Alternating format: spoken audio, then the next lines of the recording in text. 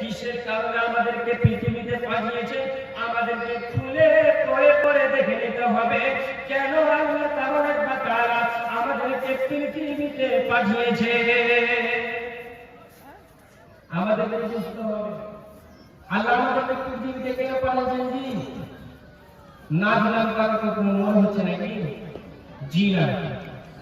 আমার আল্লাহ বলছে ওয়ামা খালাকতুল জিন্না ওয়াল ইনসা ইল্লা লিয়াবুদুন, আমি জিন এবং ইনসানকে পৃথিবীতে পাঠিয়েছি আমার ইবাদত করার জন্য।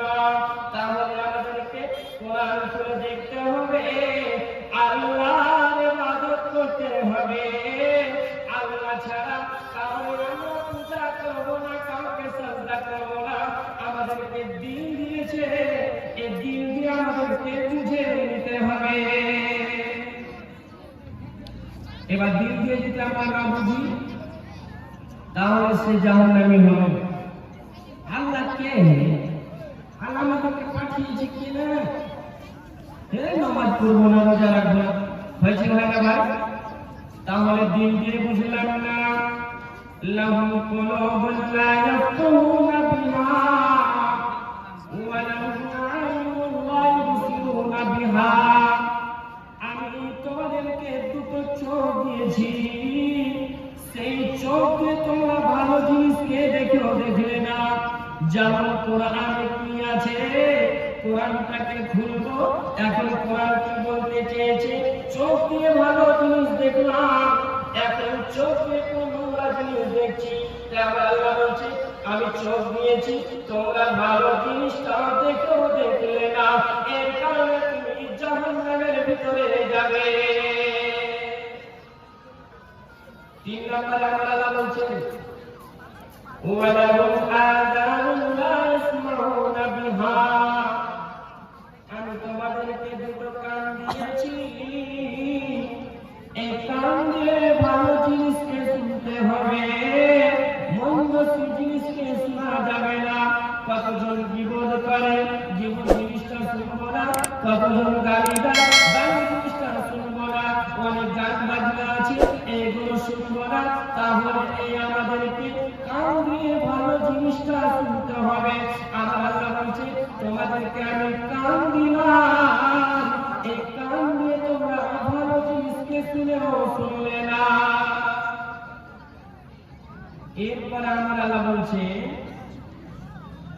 উলাইকা কাল-আনআম, এরা হচ্ছে 4 পায়ের পশুর মতো, এরা কুকুর শুয়োরের মতো, এরা হচ্ছে গরু ছাগলের মতো।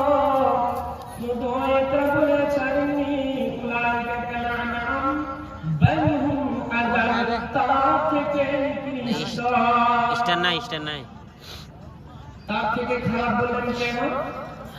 মনে হচ্ছে লাগে খাসি তো ইউটিউব চ্যানেল চালাচ্ছি, বলছি না তার থেকে খারাপ। কেন? কিসের কারণে বললেন পশু থেকে খারাপ? এরপর আমরা আল্লাহ বলছেন দেখেন উলাইকা হুমুল গাফিলুন, ওয়ালাস এমন একটি জিনিস নিশ্চয় আপনাকে জাহান্নামের ভিতরে ঢোকাবে। ভাই ওয়ালাস এমন একটি জিনিস আপনাকে আল্লাহর কাছ থেকে দূরে সরাতে, কোরআন থেকে দূরে সরাতে, হাদিস থেকে দূরে সরাতে অনেক দূরে নিয়ে চলে যাবে, আপনাকে জাহান্নামের ভিতরে ঢুকাবে। ওয়ালাস এমন একটি জিনিস আপনাকে জাহান্নামের ভিতরে ঢুকাবে। আমি ভূমিকাতে কি বলেছিলাম?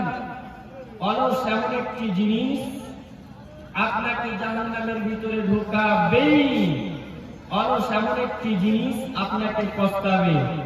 তাহলে আমি যেটা বলতে চাইছি, অলস এমন একটি জিনিস আপনাকে জাহান্নামের ভিতরে নিয়ে যাবে। তাহলে হাদিস দিয়ে বুঝলেন। এবার আমি আপনাদেরকে উদাহরণ দেব। উদাহরণটা সবাই যদি শুনে ভালো লাগে সবাই চেষ্টা করে খেতে দিন ভাই। হ্যাঁ, ভাই আপনারা বসুন ভাই, পা ধরছি বসে ভাই, বসেন না, আরো বসে পড়েন। ও ভাই আমার সবাই ভাইগুলো বলছি বসে, খুব জোর তো আধা ঘন্টা বসে, 20 মিনিট বসে চলে যান। তো যেটা বলতে চাইছিলাম উদাহরণটা খেয়াল করেন। উদাহরণটা কি? ইনি যে বসে আছেন ইনাকে সবাই ছিলেন, কিন্তু গিয়াসউদ্দিন মাওলানাকে সবাই ছিলেন। ইনাকে যে উদাহরণটা বানাচ্ছি কিন্তু, হ্যাঁ সবাই শুনবেন। ইনি দামি মানুষ, কিন্তু অপর মহলের লোকগুলো যখন থাকে তিনাদের ভিতরে গুন্ডা লাগতেও পারে, তিনাকে মারা করতেও পারে, থাকতেও পারে, মানুষকে মারা করতেও পারে।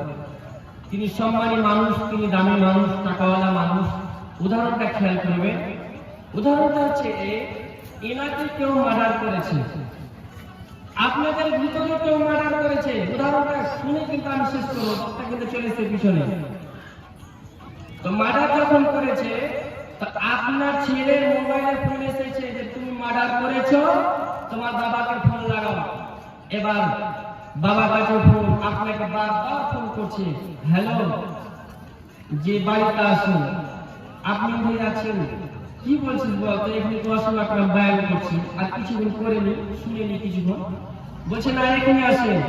যখন আপনি ফোনটা ধরলে তখন কি বলছেন জানেন? তুই নাকি গিয়াসউদ্দিন মাওলানাকে মেরে ফেলেছিস। বলছে না তো, ফোন করেছি। এইভাবে যখন আপনি কি করবেন বলেন? এবার আপনি বসে থাকবেন না বাড়িতে যাবেন বলেন তো? আপনার ছেলেকে এখন জেলখানা নিয়ে চলে যাবে, তা আপনি বসবেন না। এখন আপনি বাড়িতে গিয়ে বলছেন কি যে কি করা যায়? জেলা সভাপতি ফোন করছেন, আপনার কিংবা বড় বাবুকে ফোন করছেন, মাদানিকে ফোন করছেন, আরো বড় বড় মহলের লোকগুলোকে ফোন করছেন, যেন আমার ছেলেটা জেলখানা থেকে বেঁচে যায়। এবার আপনার স্ত্রী ঘিরার দিয়ে দাঁড়িয়ে আছে, আমার ছেলেটা, আমাদের স্বামীটা চলে যাবে জেলখানা, ছোট ছোট মেয়েগুলোকে কি করবো? এই করতে করতে করতে করতে অনেকজনকে ফোন করলেন, মানে শান্তি পরিবেশটা যেন চঞ্চল হয়ে গেছে, খানা কেউ খাচ্ছে না, ঘুমাচ্ছে না কেউ। এবার ঘড়ির দিকে খেয়াল করেন, এখন বাজছে 9টা, 9টা থেকে 10টা হয়েছে, 10টা থেকে আপনার 12টা হয়েছে। এবার 2টার সময় পড়ছে গিয়াসউদ্দিন মাওলানাকে যিনি অ্যাক্সিডেন্ট করেছে, মেরে ফেলেছে, আপনার ছেলে নয়, নামটা কাটা গেল। এবার বলেন তো 2টার সময় কি আপনি জেগে থাকবেন? জি না, জেগে কেন থাকবেন না? আমার ছেলে তো ছুট করা পেয়ে গেল জেলখানা থেকে। এবার আপনি করবেন কি? বেটা তোমার নানা শ্বশুরকে ফোন লাগিয়ে দাও, তোমার শ্বশুর বাড়িতে ফোন লাগিয়ে দাও, তোমার মামাকে ফোন লাগিয়ে দাও, যেন তারাও ঘুমিয়ে যায়। এবার ঘড়িটা হয়েছে কি 2টা থেকে 3টা হয়েছে, 3টা থেকে কিন্তু 4টা হয়েছে। 4টার সময় মুয়াজ্জিন মসজিদ থেকে আযান দিচ্ছে, আসসালাতু খায়রুম মিনান নাওম। ঘুম থেকে নামাজ ভালো। এবার আপনি মুরব্বী মানুষ উঠলেন, ওযু করলেন, আপনার স্ত্রী ওযু করলো, এবার আপনি মসজিদ থেকে নামাজ পড়ে আসেন। এবার আপনার স্ত্রী চা মুড়ি চমচম করলো। এরপরে ঘটনা হলো কি, এবার আপনি যেই ছেলেটা জেলখানা চলে যাচ্ছিল, সেই ছেলেটাকে নরম মিজাজে বলছে, সোনা মালিক উঠো, চা খেয়ে নাও, বিস্কুট খেয়ে নাও, সোনা মালিক উঠো, তুমি খেয়ে নাও। আমার আল্লাহ বলছে, বান্দা রে, তুমি নামাজ পড়লে ঠিক আছে, তোমার স্ত্রী নামাজ পড়লো ঠিক আছে, যেই ছেলেটা জেলখানা চলে যেত ওই ছেলেটা কিন্তু ঘুমিয়ে থাকলো, অলসতা করলো, সে নামাজ পড়তে উঠলো না। এখন সে কার কাছে?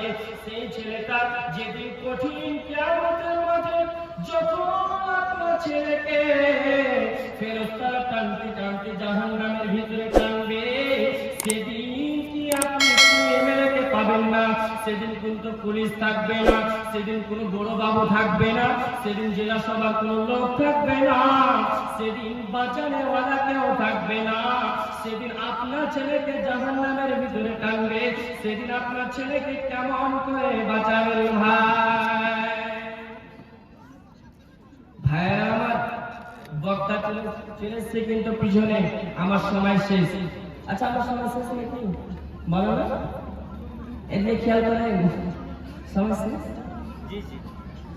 দেখেন ভাই, যাই হোক, আমি তো উস্তাদি মানুষ, আপনাদের কাছে আমি দোয়া চাইছি। তার আগে কথাটা বুঝিয়ে নি। যতক্ষণ আপনাদেরকে আমি দিলাম আয়াত থেকে হাদিসটা থাকলো, আমি তো উত্তর দিনাজপুরের মানুষ, ওনারা তো মেহমান, ওনাদেরকে সময় দেওয়া উচিত। তো যাই হোক, যেটা আমি বলতে চাইছি, অলস এমন একটি জিনিস আপনাকে আপনাকে এই দূরে সরাতে সরাতে জাহান্নামের ভিতরে নিয়ে চলে যাবে। আল্লাহর কাছ থেকে দূরে সরাতে সরাতে জাহান্নামের ভিতরে নিয়ে চলে যাবে। আর যেটা দ্বিতীয় নাম্বার হাদিসটা ধরেছিলাম, সেটা হচ্ছে কি, অলস এমন একটি জিনিস আপনাকে একদিন কাঁদাবে, অলস এমন একটি জিনিস আপনাকে পস্তাবে। তো যাই হোক, আল্লাহর কাছে শেষে এটাই বলি, হে আল্লাহ, তুমি আমাদের প্রত্যেককে অলসতা থেকে বাঁচান। সকল বলেন আল্লাহুম্মা আমিন। জোরে বলেন আল্লাহুম্মা আমিন। হে আল্লাহ, তুমি আমাদেরকে হেদায়েত দেন। হে আল্লাহ, যে রাস্তায় বিশ্ব নবী গেছেন, সাহাবীরা গেছেন, তাবিঈরা গেছেন, তাবিঈরা গেছেন, যে রাস্তাতে আপনাকে পাওয়া যাবে সেই রাস্তাটা আমাদেরকে দেন। ইহদিনাস সিরাতাল মুস্তাকিম। সকল বলেন আল্লাহুম্মা আমিন। হে আল্লাহ, এখান থেকে আমার বক্তব্য